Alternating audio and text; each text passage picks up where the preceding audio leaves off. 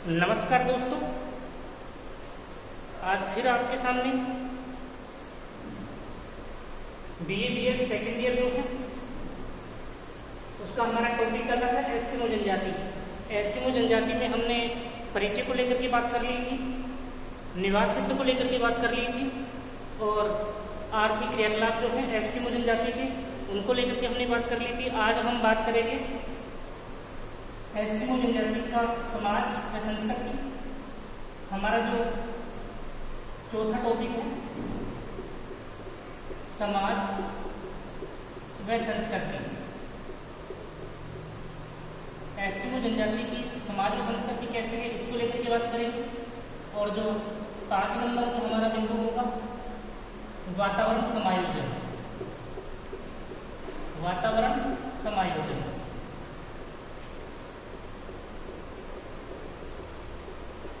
उसके बाद में हम बात करेंगे 6 नंबर पर आधुनिक संस्कृति से संपर्क। आधुनिक संस्कृति से संपर्क।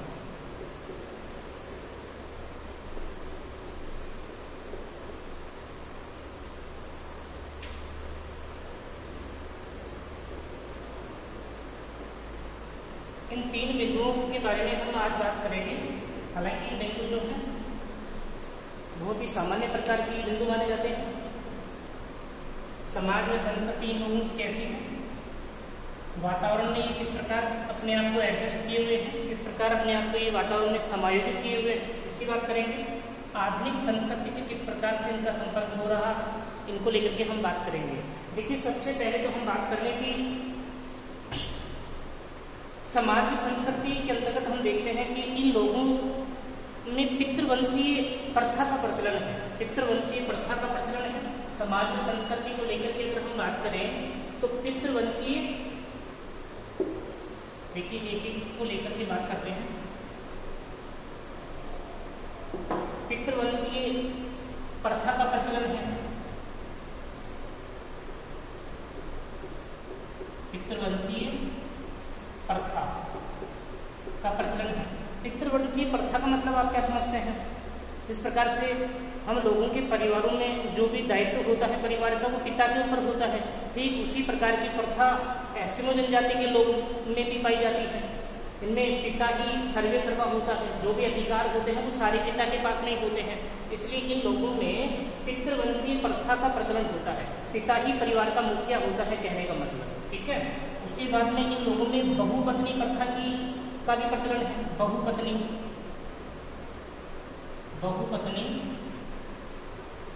प्रथा का भी प्रचलन है।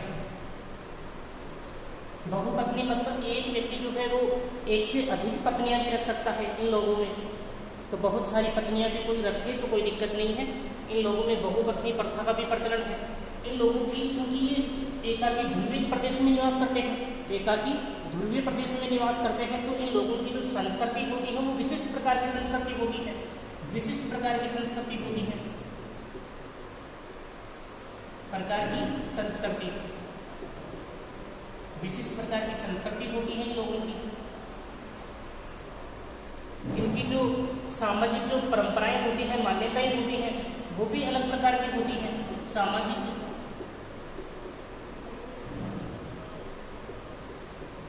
सामाजिक मान्यताएं और परंपराएं जो होती हैं विभिन्न प्रकार की होती हैं।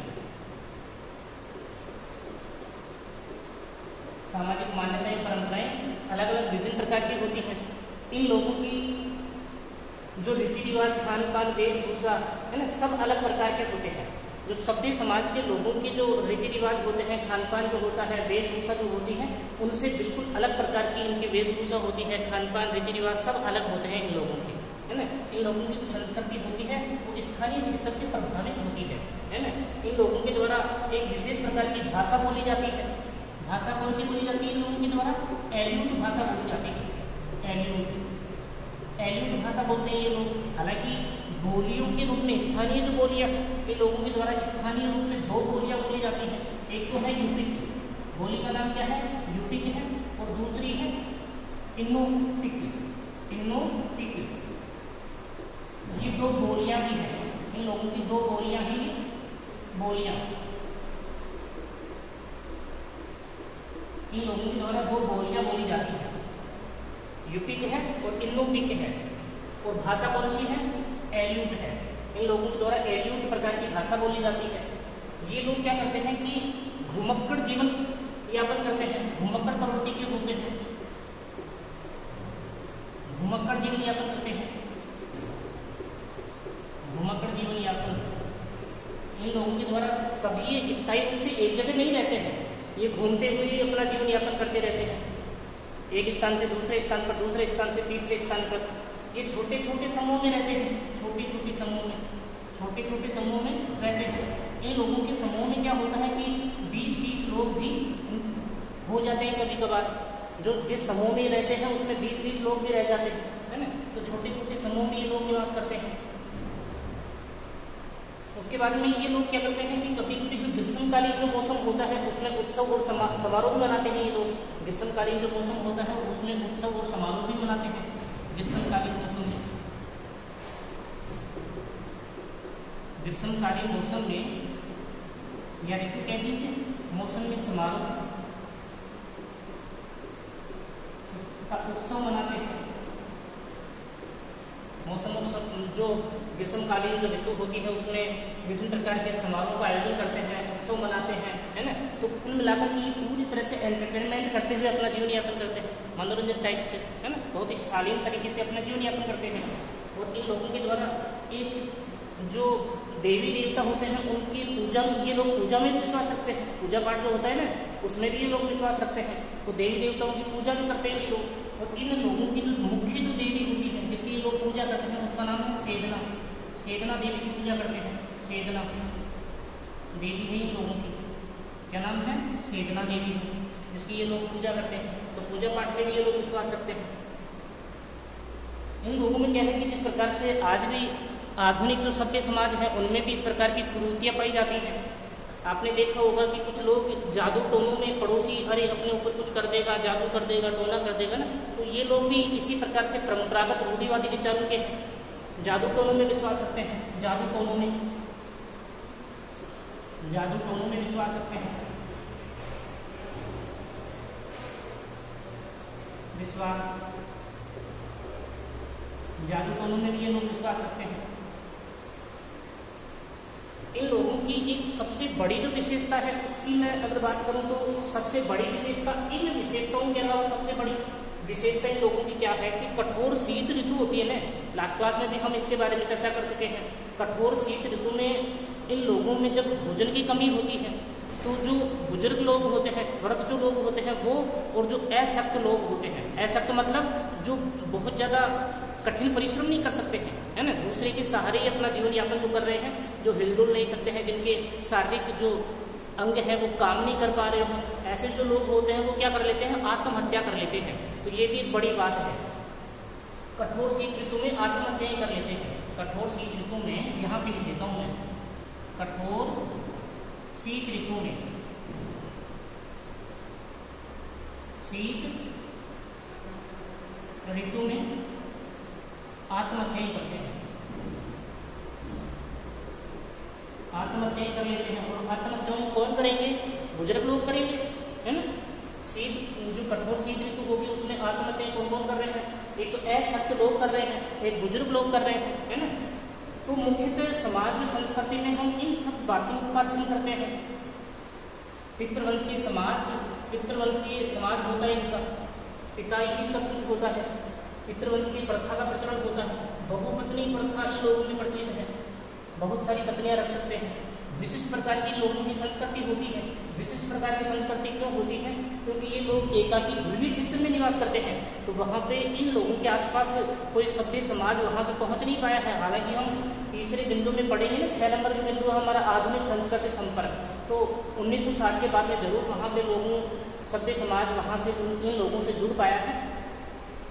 सामाजिक जो मान्यताएं हैं वो इन लोगों की, और परंपराएं जो है वो भी अलग प्रकार की हैं, विभिन्न प्रकार की होती हैं। भाषा इन लोगों के द्वारा एल्यूट बोली जाती है, और बोलियों के रूप में देखें, स्थानीय बोलियों के रूप में देखें, क्षेत्रीय बोलियों के रूप में देखें तो यूपिक और इनोपिक प्रकार की इनके द्वारा बोलियां बोली जाती हैं। घुमक्कड़ जीवन यापन ये लोग करते हैं, पूरे जीवन पर्यंत ही ये घूमते ही रहते हैं, जीवन पर्यंत ही घूमते ही रहते हैं, है ना। छोटे छोटे समूह में निवास करते हैं, समूह में। तो इनके समूह में 20-20 लोग भी हो सकते हैं, 20-20 के समूह में निवास करते हैं ये लोग। ग्रीष्मकालीन मौसम में ये मनोरंजन करते हैं और मनोरंजन के तौर पर समारोह और उत्सव मनाते हैं। देवी देवताओं की पूजा करते हैं। इनकी जो प्रमुख जो देवी है उसका नाम है सेदना, ठीक है। जादूगरों में विश्वास करते हैं। कठोर शीत ऋतु में आत्महत्या कर लेते हैं। तो ये समाज और संस्कृति से संबंधित बिंदु हो गए। उसके बाद में हम बात करते हैं वातावरण समायोजन। देखिए वातावरण समायोजन अपने आप में इन लोगों का बहुत ही जबरदस्त है। अगर जैसे मान लीजिए आप और हम में से कोई इतने जिस क्षेत्र में वर्ष पर्यंत हिमाच्छादित क्षेत्र है, वर्ष पर्यंत जो हिमाच्छादित क्षेत्र है, अगर उस क्षेत्र में आप जैसे लोगों को या हम जैसे लोगों को वहां भेज दिया जाए तो हम तो वहां पे 1-2 रोज मुश्किल से 1-2 रोज भी नहीं जीवित रह पाएंगे, है ना। 1-2 रोज से ज्यादा जीवित नहीं रह पाएंगे हम लोग तो दूसरा जो हमारा हमने 4 नंबर बिंदु की बात की। अब देखिए हम 5 नंबर बिंदु जो है वातावरण समायोजन। वातावरण समायोजन, वातावरण समायोजन इन लोगों का बहुत ही जबरदस्त है। सबसे पहले तो क्या है कि वर्ष पर्यंत हिमाच्छादित क्षेत्र है और उस वर्ष पर्यंत हिमाच्छादित क्षेत्र में एक लिखते थे अपन वर्ष पर्यंत हिमाच्छादित।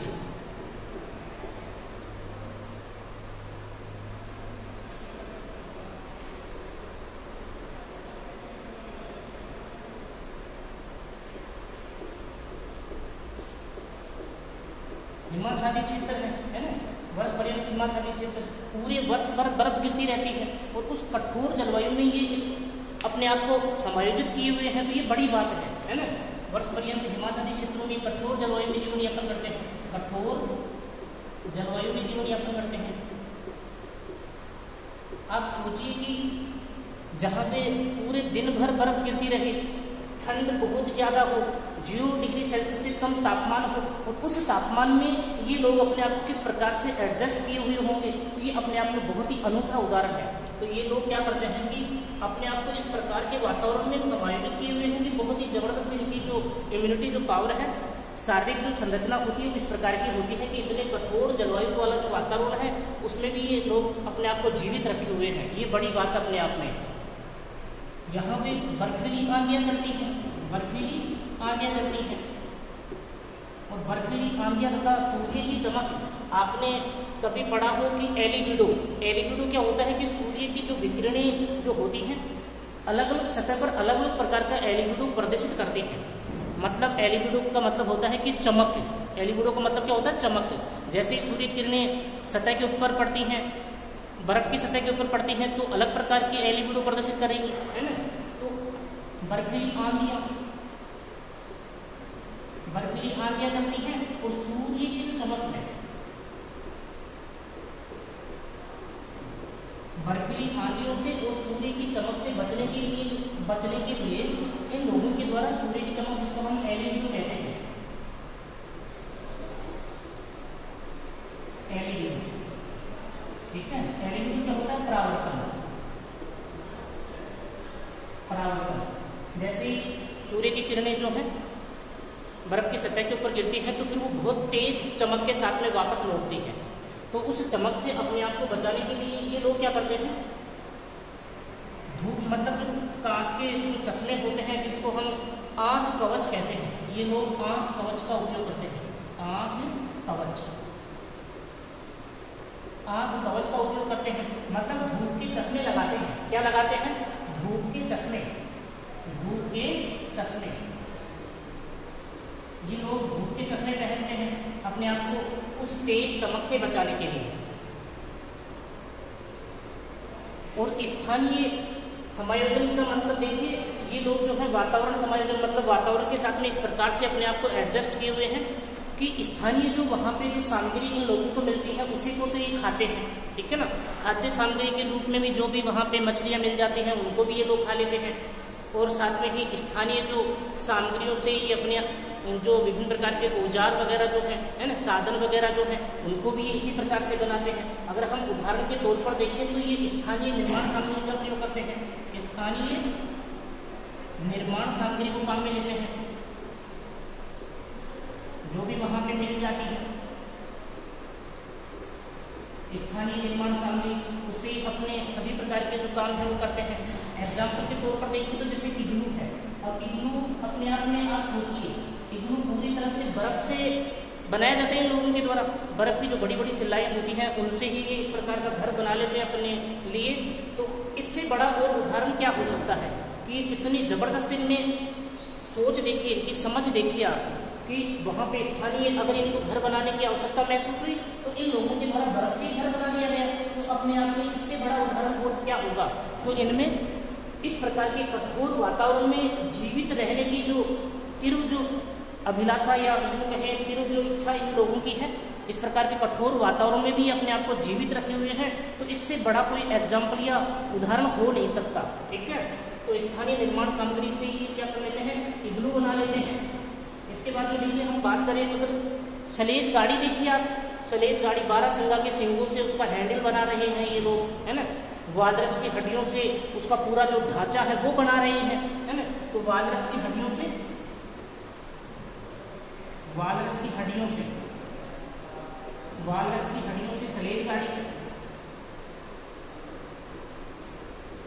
सलेज गाड़ी बना रहे हैं। तो ये भी बहुत बड़ी बात है। तो वातावरण समायोजन में हम इन सब चीजों को लेते हैं। वर्ष पर्यंत ये हिमाचली क्षेत्रों में ही निवास करते हैं, कठोर जलवायु वाले भाग में निवास करते हैं, बर्फीली आंधियों से अपने आप को बचाने के लिए, और सूर्य की जो चमक होती है, मतलब इसको हम एलईडी कहते हैं, उससे अपनी आंखों को बचाने के लिए ये लोग क्या करते हैं, आंख कवच को काम में लेते हैं। आंख कवच का मतलब होता है कि धूप के जो चश्मे होते हैं, ये वो लोग मतलब धूप के चश्मों को भी लगाते हैं। और स्थानीय निर्माण सामग्री से ये लोग इग्लू बना लेते हैं, इग्लू जो बर्फ का घर होता है उसे बना लेते हैं। वालरस की हड्डियां जो हैं उसे सलेज गाड़ी बना लेते हैं, और सलेज गाड़ी का जो हैंडल होता है वो 12 सिंगा के सींगों से बनाते हैं, है ना। तो इससे बड़ा कोई उदाहरण हो नहीं सकता। इसके बाद में हम बात करेंगे किसकी, वातावरण समायोजन को लेकर के हमने बात की। अब बात करेंगे हम आधुनिक संस्कृति से संपर्क को लेकर के। आधुनिक संस्कृति से संपर्क इन लोगों का किस प्रकार का है, कौन कौन से इन लोगों को सभ्य समाज से जोड़ने के लिए कौन कौन से जो सरकारें हैं उनके द्वारा काम किया जा रहा है, उनको लेकर के हम बात करेंगे।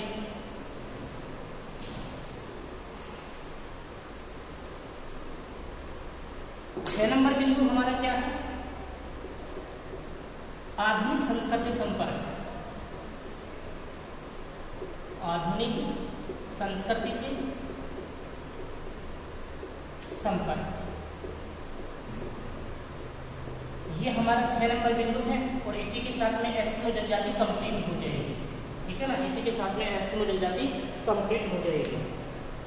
अगर हम आधुनिक संस्कृति संपर्क की बात करें तो ये लोग सबसे पहले तो क्या है, एकाकी ध्रुवीय प्रदेश में निवास कर रहे हैं। एकाकी ऐसा क्षेत्र इन्होंने चुना है जिस क्षेत्र में सभ्य समाज के लोग पहुंच ही नहीं पाए, है ना। दुर्गम जो कठोर जलवायु वाला जो क्षेत्र है, दुर्गम पहाड़ी क्षेत्र है, पहाड़ी भी क्षेत्र है, वहां पे बर्फीला क्षेत्र है, कठोर जलवायु वाला क्षेत्र है, वर्ष पर्यंत हिमाचली क्षेत्र है ना। तो एकाकी ध्रुवीय क्षेत्रों में निवास करते हैं, एकाकी ध्रुवीय क्षेत्रों में निवास करते हैं।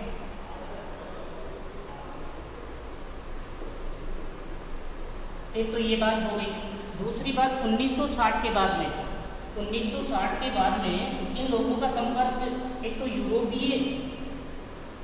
यूरोपीय लोगों से होता है और एक अमेरिकन लोगों से होता है। 1960 के बाद में इन लोगों का संपर्क यूरोपियन तथा अमेरिकन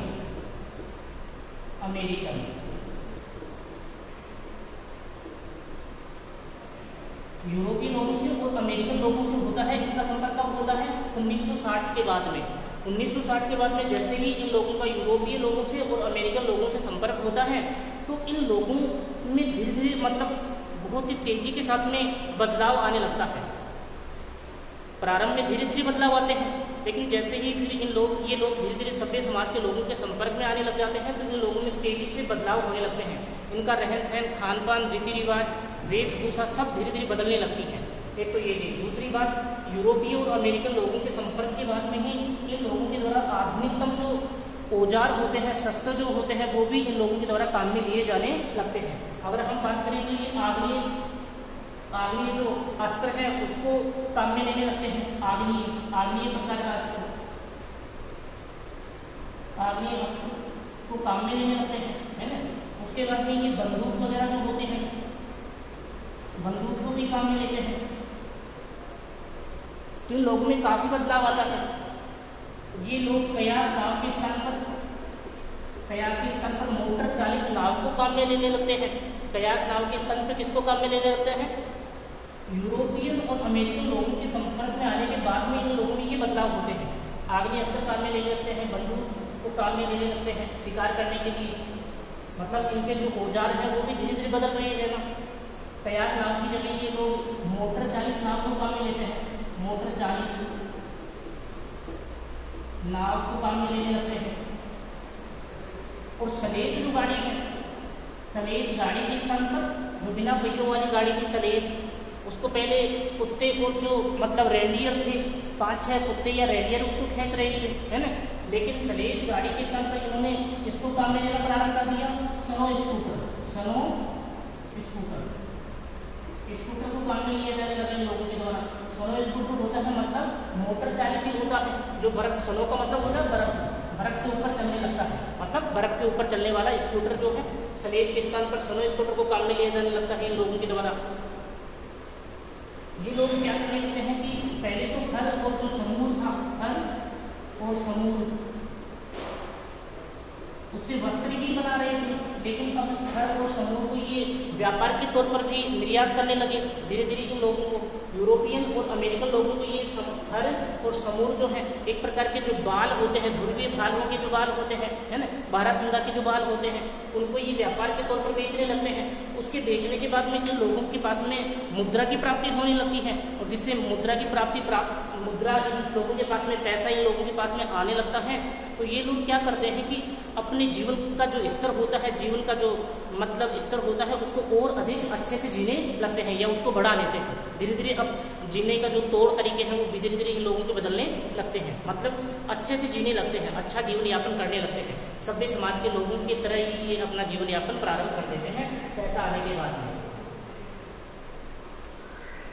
और इन सब परिवर्तनों के बाद में इन लोगों के पास क्या हुआ कि अमेरिकी सरकार जो है 1960 के बाद में, अमेरिकी सरकार, हालांकि संपर्क तो कब हो गया 1960 के बाद में यूरोपियन और अमेरिकन लोगों से इन लोगों का संपर्क बढ़ा, और अमेरिकन सरकार द्वारा इन लोगों को मूलभूत सुविधाएं उपलब्ध करवाई जा रही है 1960 के बाद में। अमेरिकन सरकार के द्वारा इन लोगों को सभ्य समाज से जोड़ने के लिए बहुत प्रयास किए जा रहे हैं अमेरिकन सरकार के द्वारा। तो मूलभूत जो सुविधाएं हैं, मूलभूत सुविधाएं इन लोगों को उपलब्ध करवाई जा रही है, जिससे इन लोगों की जो जनसंख्या है वो गति से बढ़ रही है। एक तो ये कारण।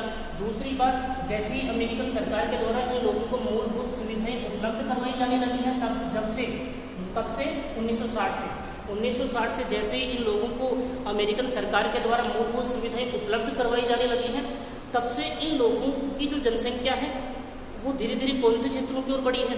कनाडा है, अलास्का वाला जो क्षेत्र है, इन क्षेत्रों में इन लोगों की संख्या बढ़ रही है, प्रतिदिन इन लोगों की संख्या बढ़ रही है। तो यहाँ पे जो अलास्का वाला क्षेत्र और कनाडा वाला जो क्षेत्र है, उस क्षेत्र में टुंड्रा जलवायु वाली पाई जाती है, और टुंड्रा जो पूरा क्षेत्र है वो टुंड्रा प्रदेश कहलाता है। उस टुंड्रा प्रदेश में प्रतिकूल प्रभाव इन लोगों के द्वारा देखने को मिलता है। ठीक है, तो प्रतिकूल प्रभाव कौन से क्षेत्रों में? जब लगातार अमेरिकन सरकार के द्वारा इन लोगों को मूलभूत सुविधाएं प्रदान की जा रही हैं, तो ये लोग धीरे धीरे कनाडा और अलास्का वाले क्षेत्र में भी लगातार इनकी संख्या बढ़ रही है, जिसके कारण उस क्षेत्र में, टुंड्रा प्रदेश में प्रतिकूल प्रभाव पड़ रहा है इन लोगों की संख्या बढ़ने के कारण। एक तो ये चीज, इसमें आधुनिक संस्कृति से संपर्क के रूप में हम इन सब चीजों को कंसिडर करेंगे। साथ में ही एक चीज मैं और आपको बता दूं कि 21वीं शताब्दी में अगर इसी प्रकार से अमेरिकन सरकार के द्वारा इनका उत्थान किया जाता रहा, तो 21वीं शताब्दी में इन लोगों का जो ऐतिहासिक, इन लोगों का जो परिवेश है, जनजातीय जो परिवेश है, वो एकमात्र ऐतिहासिक परिवेश ही रह जाएगा। इन लोगों का 21वीं शताब्दी में 21वीं शताब्दी में इन लोगों का जो जनजातीय परिवेश है वो एकमात्र ऐतिहासिक ही रह जाएगा, मतलब इतिहास मात्र रहेगा। हम ये कहेंगे कि एस्किमो जनजाति पहले आर्कटिक महासागर के तटीय क्षेत्रों में निवास करती थी, पहले करती थी, मतलब वर्तमान में वो धीरे धीरे इस प्रकार से अपने आप को सभ्य समाजों के साथ में जोड़ रही है। अगर इसी प्रकार से वो अपने आप को इस सभ्य समाजों के संपर्क में जोड़ती रही या सभ्य समाजों के संपर्क में आती रही तो आने वाले समय में उस तटीय क्षेत्रों में एस्किमो जनजाति देखने मात्र की ही रह जाएगी, मतलब वहां से पूरी तरह से वो सभ्य समाज में कन्वर्ट हो जाएगी और वह एस्किमो जनजाति का निवास क्षेत्र एकमात्र ऐतिहासिक रह जाएगा, मतलब वहां पे फिर वो एस्किमो जनजाति निवास नहीं करेगी। उसका जो मुख्य समुदाय है वो पूरी तरह से सभ्य समाज के रूप में बदल जाएगा, परिवर्तित हो जाएगा। ठीक है ना, तो इस प्रकार से आप ध्यान करेंगे। और ये हमारा इसी बिंदु के साथ में हमारा जो एस्किमो जनजाति का जो टॉपिक था वो कंप्लीट हो गया। तो धन्यवाद, अगली क्लास में हम मिलते हैं इसी